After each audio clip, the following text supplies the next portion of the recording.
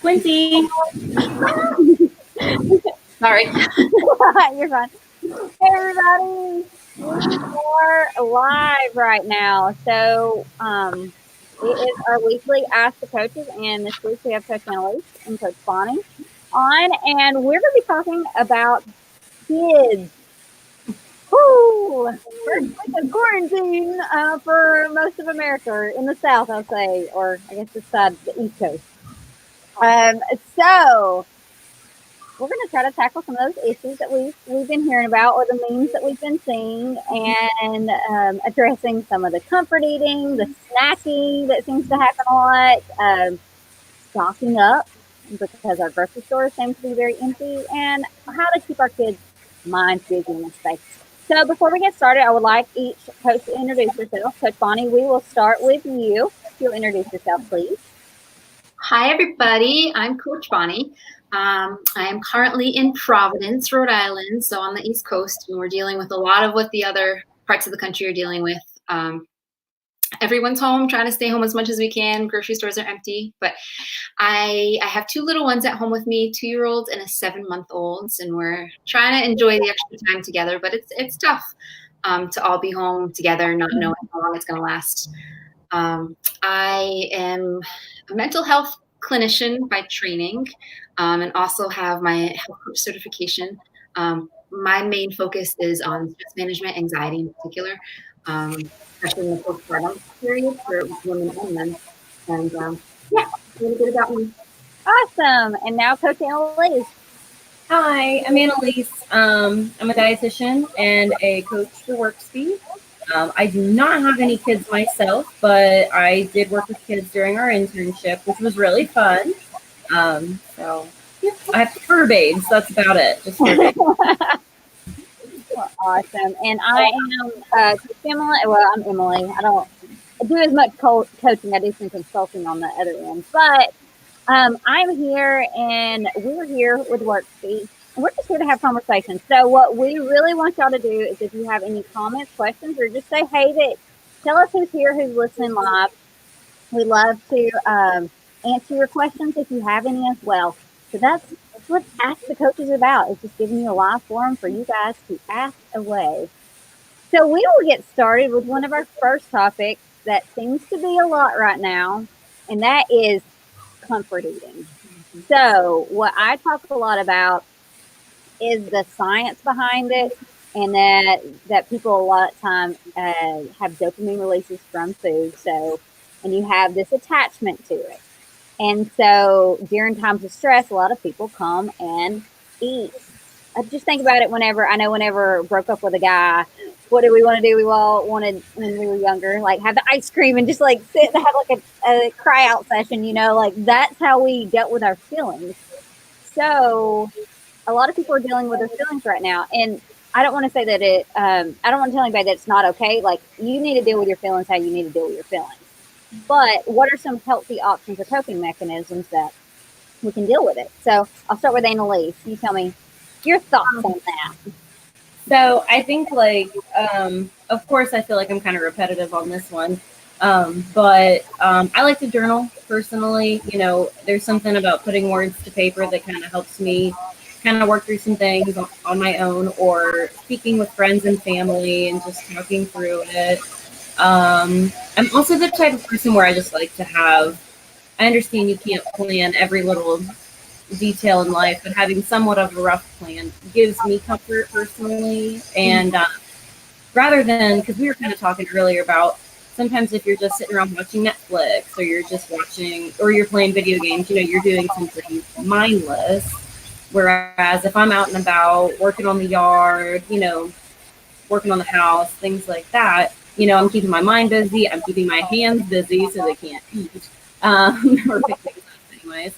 So that's kind of what I personally like to do. And then, of course, just, remembering to practice mindful eating, because if you're not hungry, don't eat. But when you're hungry, do eat.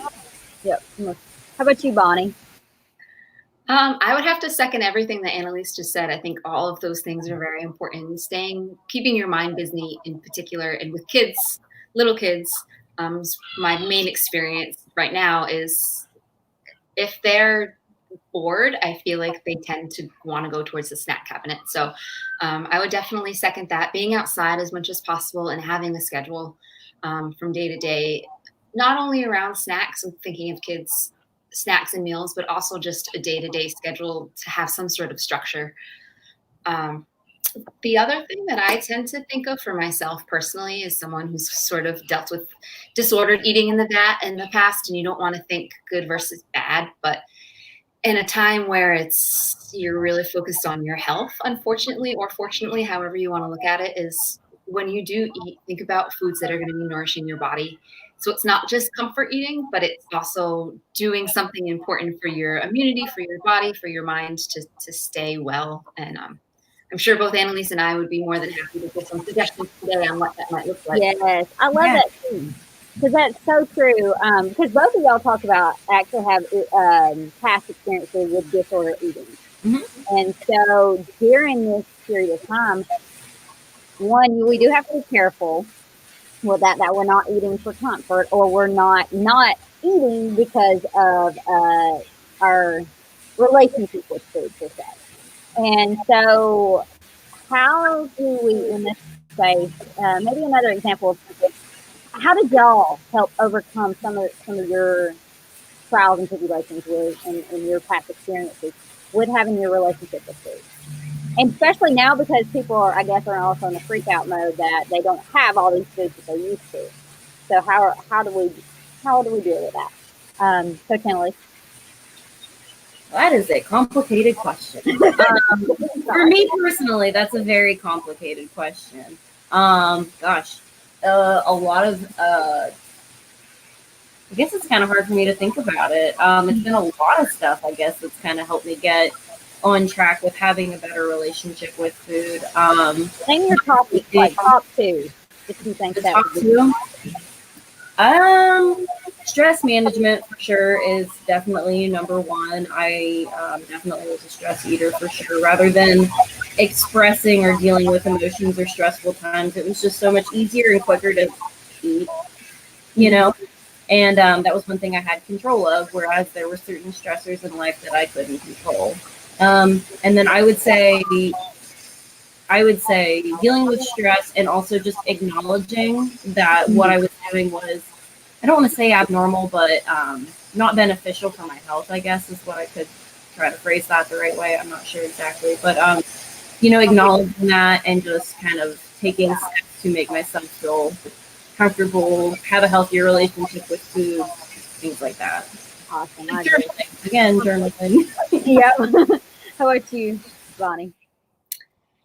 That is definitely a complicated question. The biggest thing for me has been to address the root issues. It's not about the food. It's never about the food. It's that wanting control, as Annalise mentioned. It's not wanting to face what is actually bothering you or happening, which is a really important topic right now as we're all going through what we're going through. But just in general, too, in life, it's easier to pick up the food, like Annalise said, or to not pick up the food. I think that aspect of control is sometimes forgotten, but someone who is not eating enough or nourishing themselves, that's the way of controlling what's happening to their body when they don't have any other control.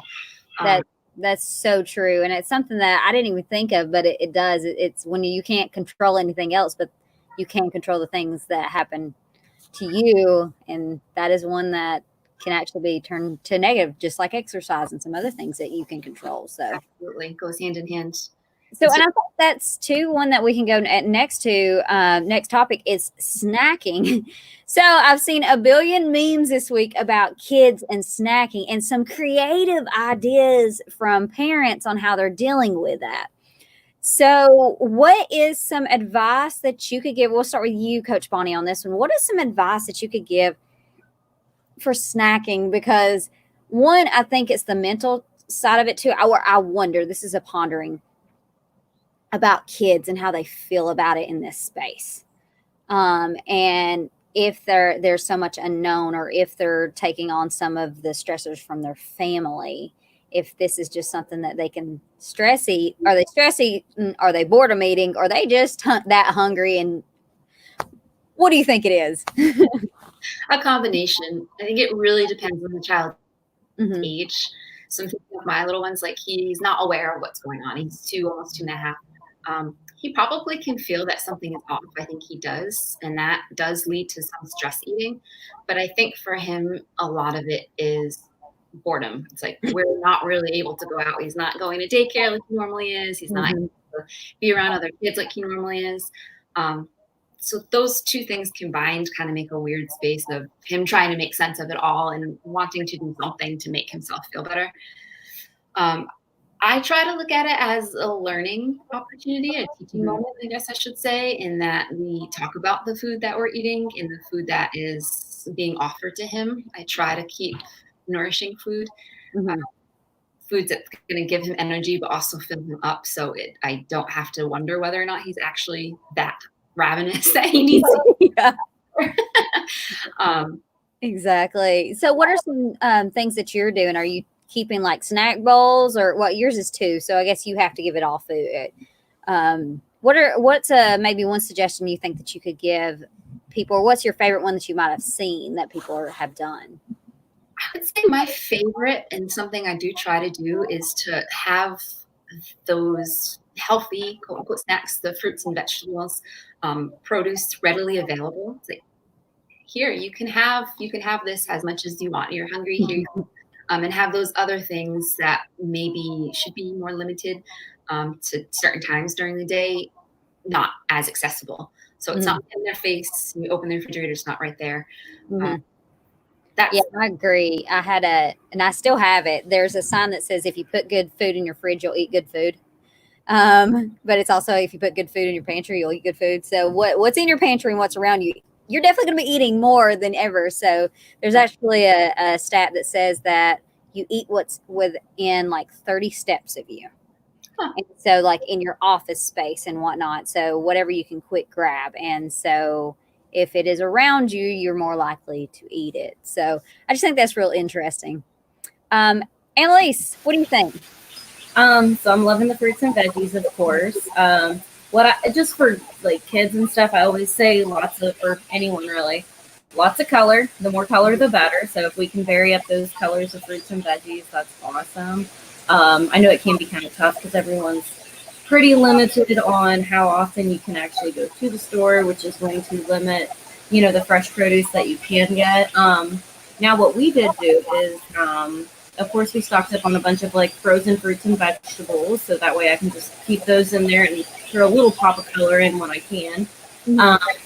And then the other thing that I wanted to mention too is like keeping things like carrots, celery, like those veggies that can kind of hang out in the fridge for a long time before it actually goes bad. Not like lettuce where you have like 4 days.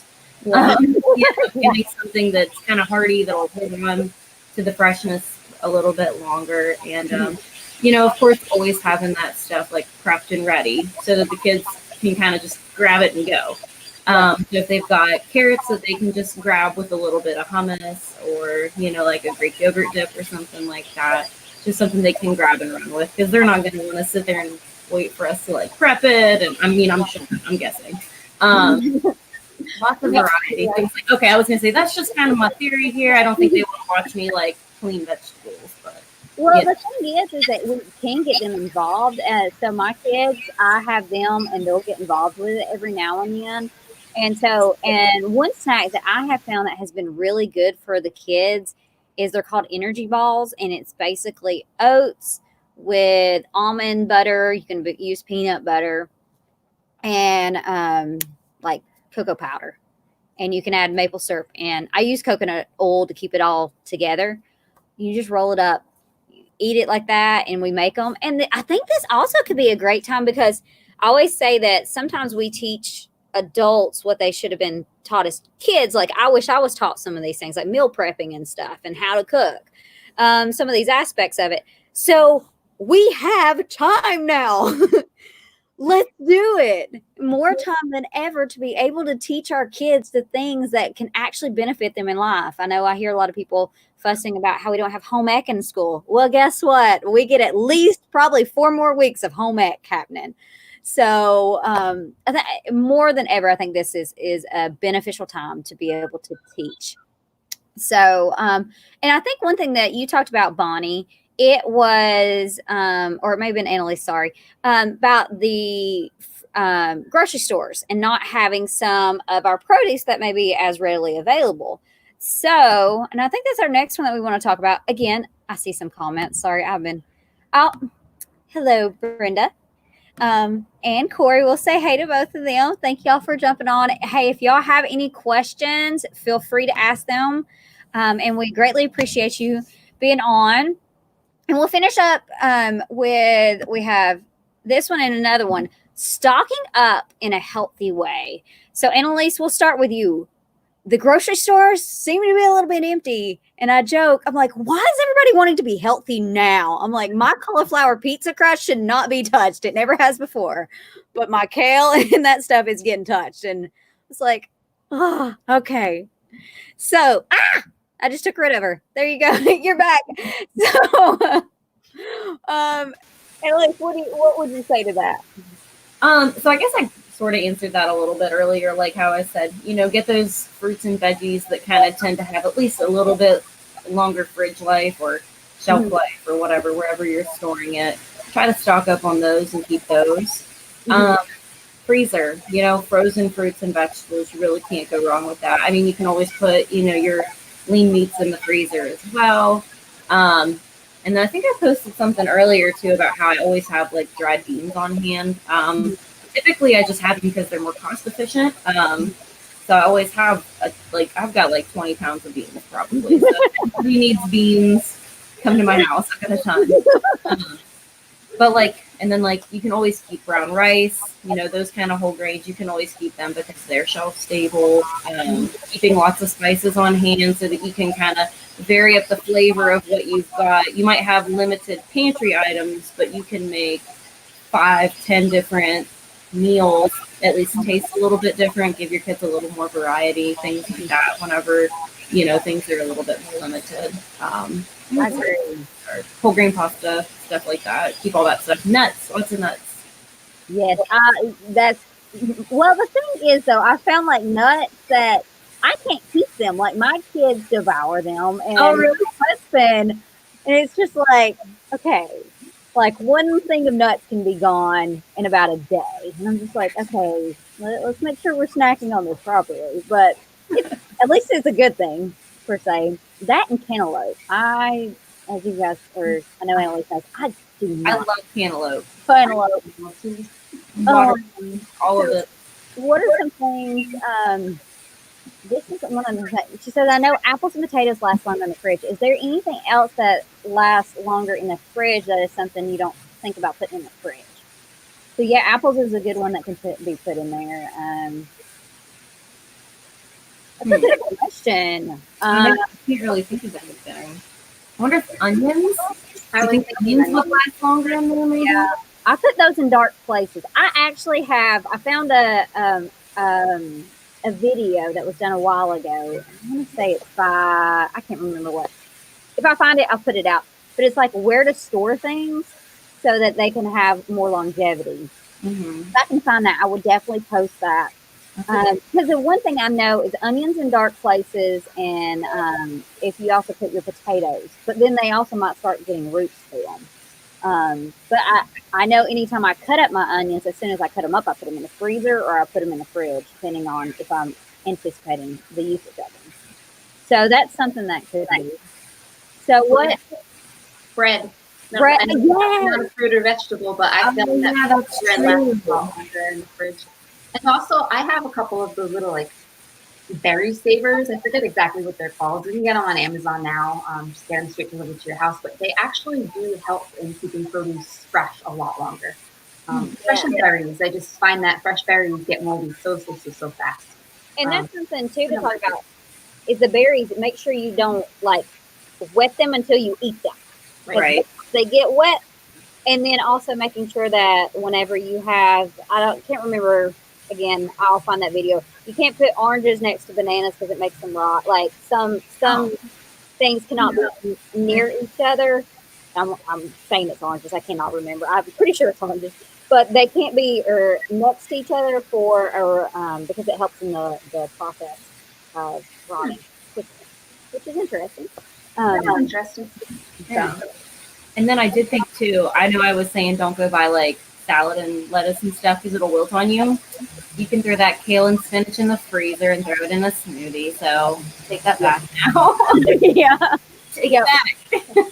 So good. No, we can do it's the hardier ones. Like the romaine lettuce, I don't know if that would, which I've never heard of putting that in I a. wouldn't put that in a smoothie. No. Cauliflower. People have been putting cauliflower in smoothies now though, and I actually really do love that. Yeah, seen that one.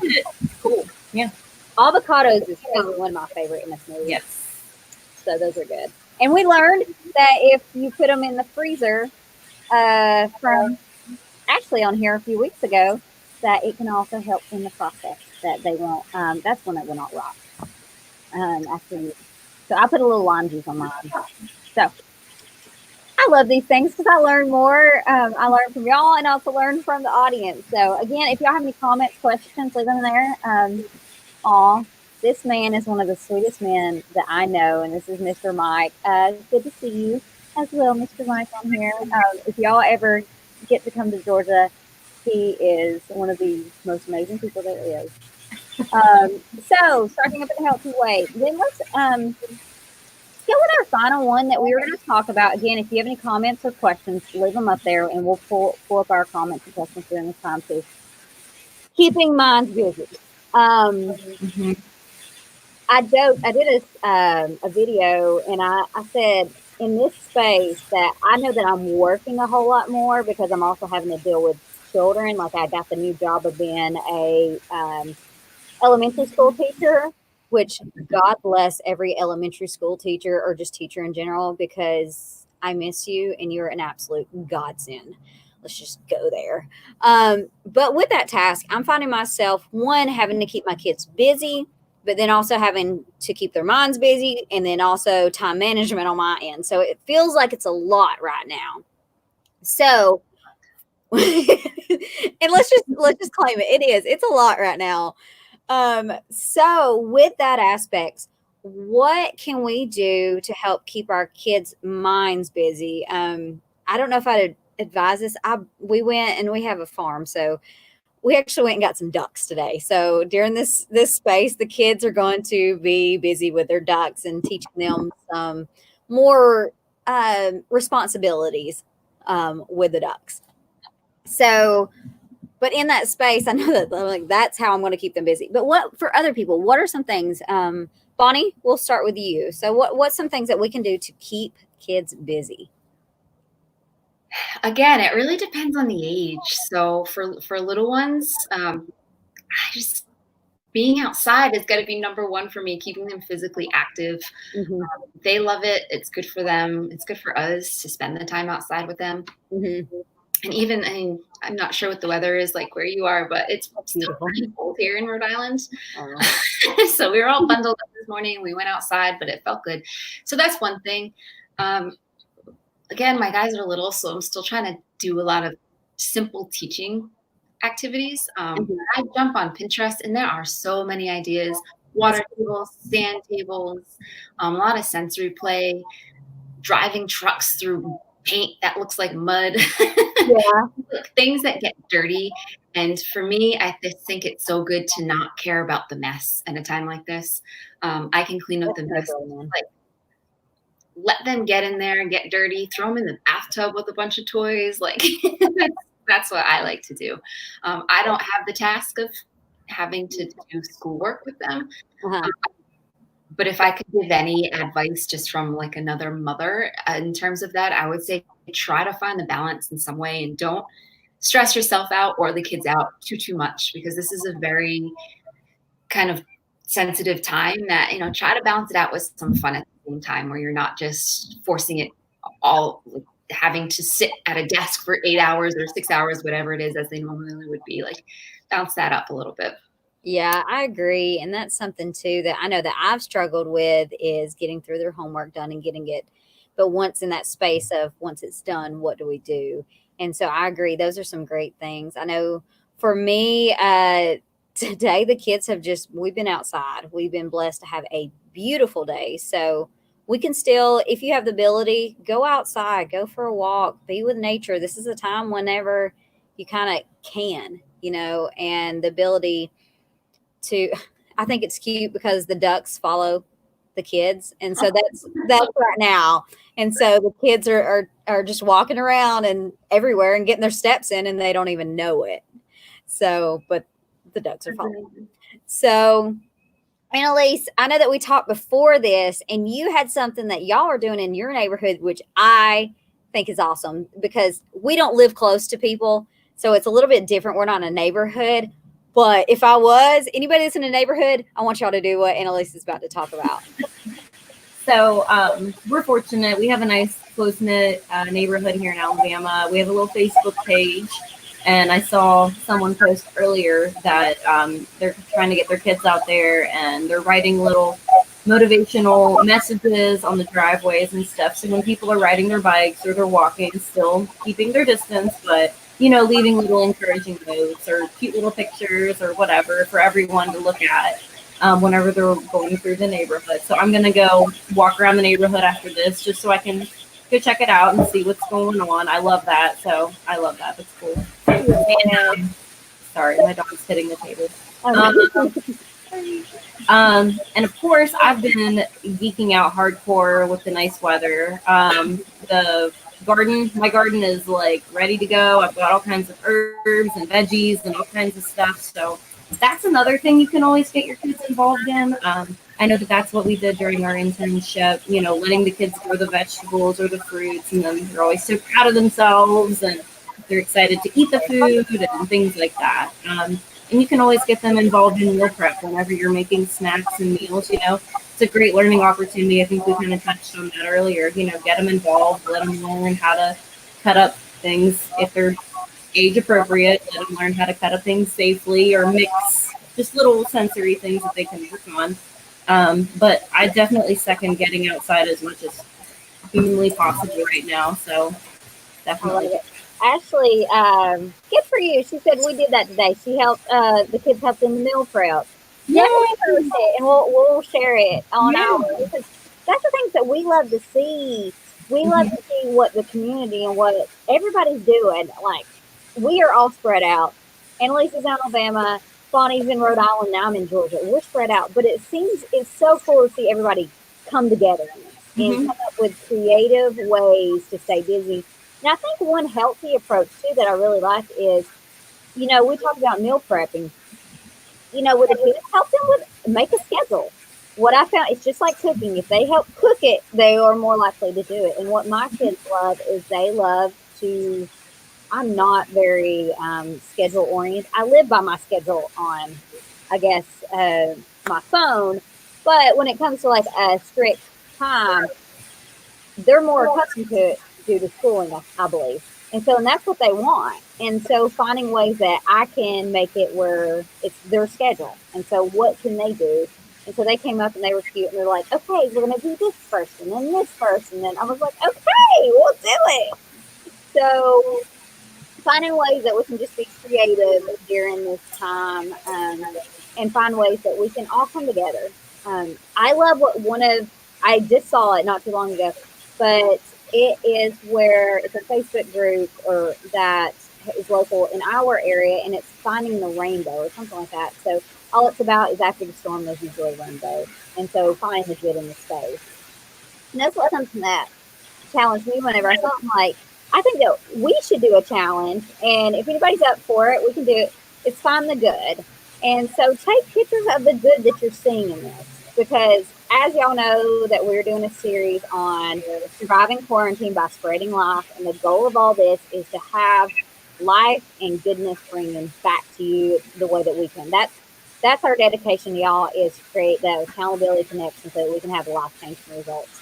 Because just because we're in a space of a season of change, I don't want to say a season of uncertainty, because there's some things that we can be certain about. Our attitude. We can be certain about how we look at life. We can be certain about the gratitude that we give back to it. So there is some certainty in it. It's not all uncertain. But we get to control those powers. And so finding ways that we can come together and just keep spreading the good. So Ashley, please send that picture. I would love it. And she said that her kid was eating rocks and dirt today. Yes. And then Corey, isn't it fun just to have your kids outside and like get to do like how many people are drinking out of the water? I'm waiting for the water hose pictures that are going to come. I don't know if that's a southern thing or whatnot, but No, we do. it was a passage of life. And Corey, she just put about to go on a family walk right now. That's what it's about. So Corey, take pictures, and we're gonna post them. And that's what our goal is, to continue just to spreading out what the good that people are doing and finding the good in this time. Because Bonnie, if you want to quickly go into the psychology of it, I know that we talked about it on the other one, but just quickly about the psychology of why it's important to go into the good. Yeah, so when so much is going on and we as human beings tend to go towards the negative automatically, that kind of fight or flight, we always go to the negative as a way of survival and protecting ourselves. But it doesn't need to be that way, because we know currently what we need to do to survive. So we don't need to pay so much attention to the negative that is constantly bombarding us. We can go towards the positive, and it's there if you're looking for it. I don't think it's as in your face as the negative, unfortunately, but there is so many good things that people are doing and coming together and supporting each other. That would really uplift your mind if you chose to focus on that rather than all of the negative that is happening. And that's true of any time, but especially at a time like now, where I really find that people are coming together now more than ever. So yeah, just the psychology of it piece is, we tend to go towards the negative, but we can choose to go towards the positive. And I think that's going to be a great segue to what our give back to everybody is for us. All of our services are waived until the end of April, because we know a lot of people are in the space of the unknown for them, but we want to help you have that certainty, and we want to help you walk out this, because a lot of time this is a time for self-development, if anything, too.